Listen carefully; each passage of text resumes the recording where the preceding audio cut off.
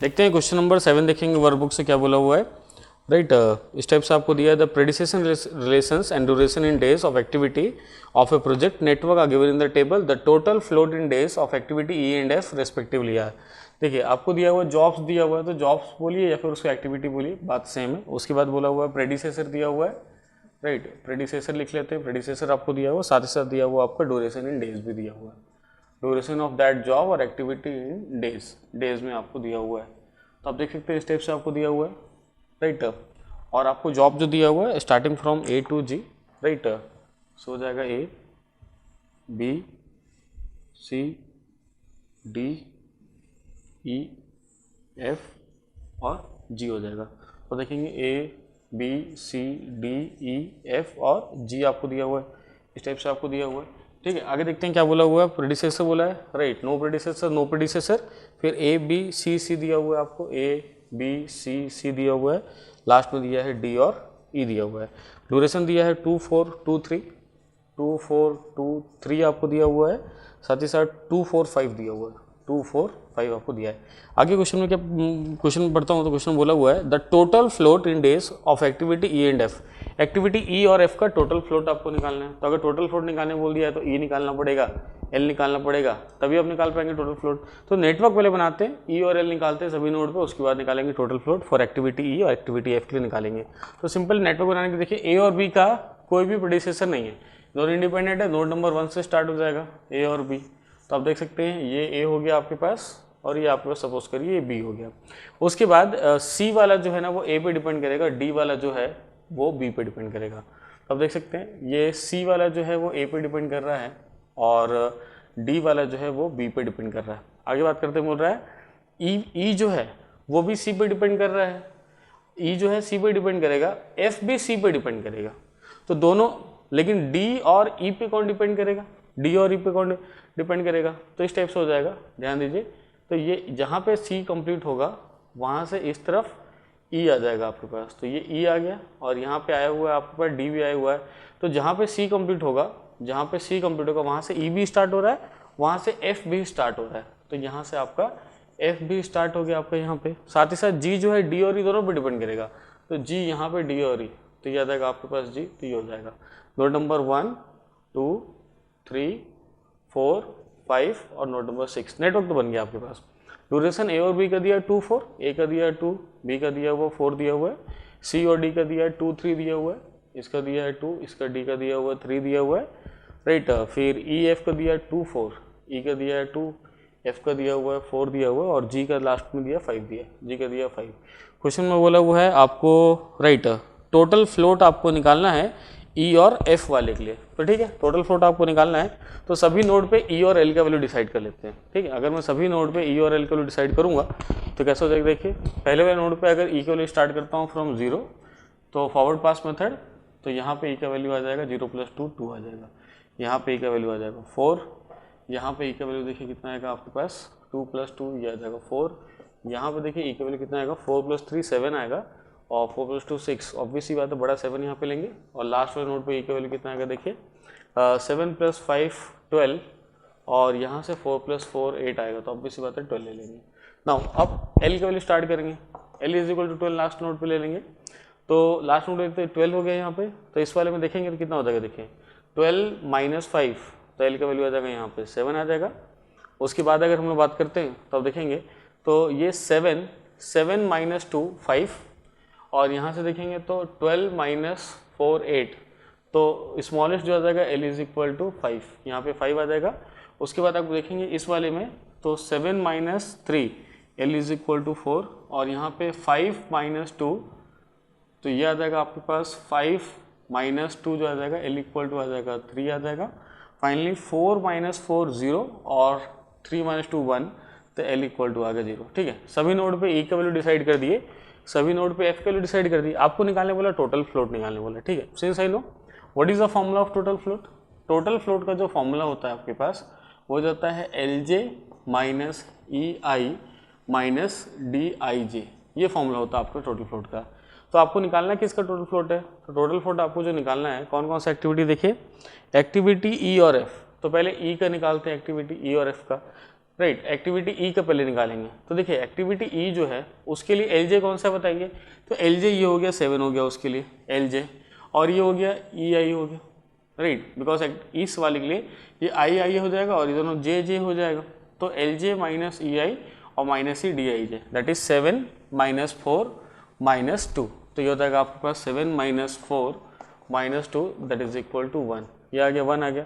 अगर अगला निकालेंगे टोटल फ्लोट अगर निकालते हैं फॉर एक्टिविटी एफ वाली एक्टिविटी निकालेंगे, सेम फॉर्मूला। तो सेम फॉर्मूला एफ वाले के देखें कहाँ पे है, तो ये एफ वाली एक्टिविटी जो है इसके लिए देखें एल जे कितना आ रहा है, 12 आ रहा है, L J minus E I minus D I J, 12 minus 4 फिर माइनस 4, तो आ जाएगा आपके पास 12 minus 4 that is equal to 4। तो ये आ जाएगा 1 डे, ये आ जाएगा 4 डे आ जाएगा। तो आप देखेंगे आंसर, करेक्ट आंसर अगर देखेंगे तो 1 और 4, so option B is correct. तो ऑप्शन बी आपको कैसा हो जाएगा बताइए, करेक्ट हो जाएगा, बिकॉज बी में दिया है 1 और 4 दिया है, यानी ई के लिए आपको जो टोटल फ्लोट दिया है वो 1 डे का दिया हुआ है और एफ के लिए दिया है वो आपको 4 डेज के दिया है, दैट इज टोटल रिलैक्सेशन दिया है, या फिर जिसको टोटल फ्लोट बोलते हैं, या फिर टोटल और मैक्सिमम डिले अलाउड और परमिसिबल जो वैल्यू दिया है वो एक्टिविटी ई के लिए आपको दिया है 1 डे दिया है। एक्टिविटी ई के लिए आपको 1 डे दिया हुआ है और इसके लिए आपको दिया 4 डेज आपको दिया हुआ है, इसके लिए आपको दिया हुआ 4 डेज दिया। तो सिंपल क्वेश्चन था, आपको सिर्फ नेटवर्क ड्रॉ करना था, सभी नोड पे ई और एल का वैल्यू डिसाइड करना था, उसके बाद आपको जिस एक्टिविटी का ई वाले का एफ वाले का बोले टोटल फ्लोट, तो सिंपल से टोटल फ्लोट का फॉर्मूला यूज करना था ई और एफ दोनों के लिए, और दोनों के लिए फ्लोट आप आराम से निकाल सकते थे। देखते हैं वर्कबुक से क्वेश्चन नंबर 8 देखते हैं। क्वेश्चन नंबर 8 कैसा दिया हुआ है, प्रॉब्लम ऐसा दिया हुआ है, एक्टिविटी आपको दिया है P Q R S T U, साथ ही उसका प्रेडिसेसर दिया हुआ है और ड्यूरेशन इन वीक्स दिया हुआ है। आपसे बोल रहा है if all activities other than S takes estimated amount of time, the maximum duration in weeks of activity S without delaying the completion of project is dash, right, सीधी सी बात है, यानी जितने भी एक्टिविटी सब अपने टाइम में ही हो रहा है, सिर्फ एस वाला जो है वो डिले हो सकता है। तो बताना है what is the maximum duration of S अगर आपको प्रोजेक्ट अगर डिले नहीं करना है तब।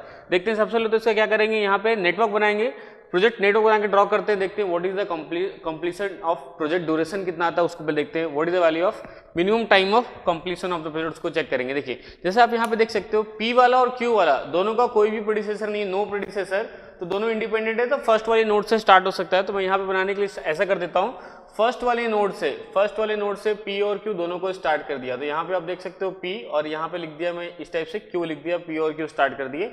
उसके बाद क्या करना आप देख सकते हो R वाला जो है वो Q पे डिपेंड कर रहा है, तो आप ऐसे देख सकते हो कि यहाँ से R स्टार्ट हो जाएगा, तो यहाँ से आप स्टार्ट कर सकते हो, R स्टार्ट कर सकते हो जो कि Q पे डिपेंड कर रहा है, जहाँ पे Q वाला फिनिश हो रहा है वहां से R स्टार्ट हो रहा है।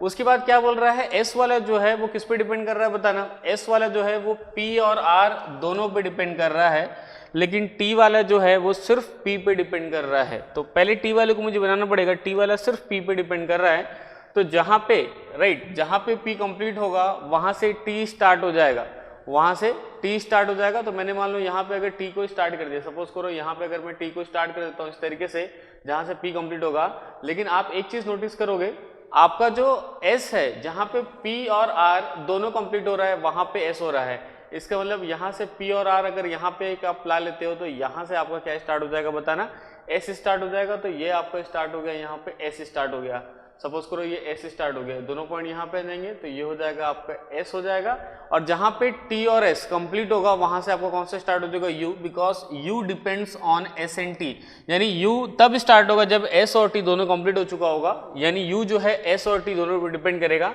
तो जहां पे आके S और T कंप्लीट हो रहा है वहां से U आपका स्टार्ट होगा, तो यहाँ से मैंने स्टार्ट कर दिया, ये U स्टार्ट कर दिया। आप देख सकते हो P Q R S T U सभी एक्टिविटी को मैंने यहाँ पे ले लिया है, साथ में एक डमी एक्टिविटी आया है, ये जो डॉटेड लाइन है इसको बोलेंगे डमी एक्टिविटी, जिसका ड्यूरेशन होगा 0, इमेजिनरी एक्टिविटी होता है। बाकी सभी का ड्यूरेशन लिखते हैं, P का ड्यूरेशन जो है वो 5 डेज है, Q का ड्यूरेशन जो है वो 1 डे है यहाँ पे आपके पास, R का ड्यूरेशन जो दिया हुआ है वो 2 डेज यहाँ पे दिया हुआ है, R का ड्यूरेशन दिया हुआ है आपको, और S का 4 डेज दिया हुआ है, तो S का 4 डेज आपको ड्यूरेशन दिया हुआ है, साथ में T का 6 डेज दिया है, तो यहाँ पे T का 6 डेज लिख ले रहा हूँ, और U का 3 डेज है तो U का यहाँ पे 3 डेज लिख लिया, सभी का ड्यूरेशन लिख लिया हूँ।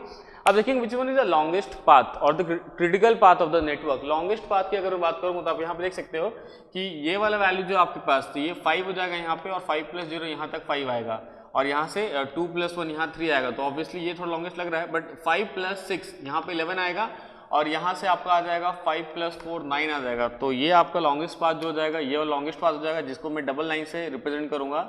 ये ऐसे डबल लाइन से रिप्रेजेंट कर रहा हूँ। ये आपके पास हो गया है, right, this will be the longest path और क्रिटिकल पाथ। तो ये आपका लॉन्गेस्ट पाथ है, क्रिटिकल पाथ हो गया। नोड का नंबरिंग कर दूं, नोड नंबर 1 2 3 राइट 4 5 और 6 हो गया। तो अगर मैं बात करूंगा what is the critical path, यहाँ पे क्रिटिकल पाथ है क्या, तो क्रिटिकल पाथ है मुझे बोलना है। So critical path of the network. तो नेटवर्क का अगर मुझे क्रिटिकल पाथ के बारे में डिसाइड करना है तो critical path will be PTU। तो क्रिटिकल पाथ का जाएगा PTU आ जाएगा, ये क्रिटिकल पाथ आ जाएगा। And what is the duration and what is the project duration. तो अगर मान लो अगर मैं प्रोजेक्ट ड्यूरेशन की बात करता हूँ, that is the minimum time for the completion of project की अगर मैं बात करूँ, तो वैसे कंडीशन क्रिटिकल पाथ का सम करना पड़ेगा आपको। तो ये हो जाएगा 5 + 6 11 11 + 3 ये आपके पास आ जाएगा 14 आ जाएगा यहाँ पे। तो लिख रहा हूँ 1 4 14 वीक्स आ जाएगा यहाँ पे। 14 weeks is the project completion time और minimum time for the completion of the project, या फिर इसी को प्रोजेक्ट ड्यूरेशन यहाँ पे बोल रहे हैं, राइट। अब बात करते हैं एस वाला जो है, एस वाले को आप डिले कर सकते हो, एस वाले का ड्यूरेशन आप बढ़ा सकते हो। तो मैक्सिमम ड्यूरेशन ऑफ एस कितना होना चाहिए, so that there should be no delay of the project. Project का कोई डिले नहीं होना चाहिए। आपका प्रोजेक्ट कितने में कंप्लीट होगा ना, आपका प्रोजेक्ट जो है वो 14 वीक्स में कंप्लीट हो रहा है और प्रोजेक्ट को आपको 14 वीक्स में ही कंप्लीट करना है, उससे ज़्यादा डिले नहीं होना चाहिए। देखते हैं नेक्स्ट वाला, जिस वाले पाथ में एस आ रहा है वो कौन सा पाथ है, यहाँ पे देखिए जिस वाले पाथ में एस आ रहा है वो पाथ कौन सा आएगा। अगर मैं सेकंड लॉन्गेस्ट की बात करूं, because what is critical path, critical path is nothing but the longest path of the network, this is known as longest path of network. Longest path of network is known as critical path.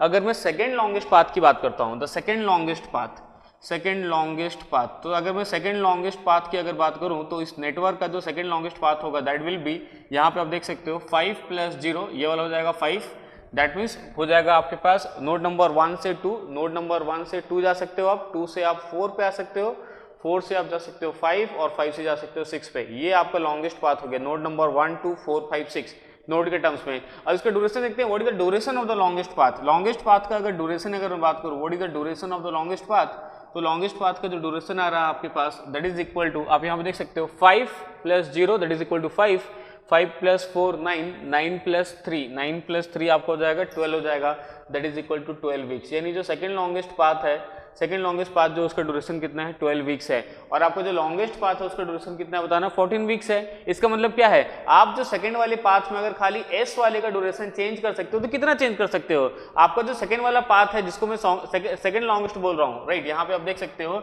Second longest में आपका ये S वाला path आ रहा है, जहाँ पे S दिया हुआ है वो सेकंड लॉन्गेस्ट का पाथ आएगा।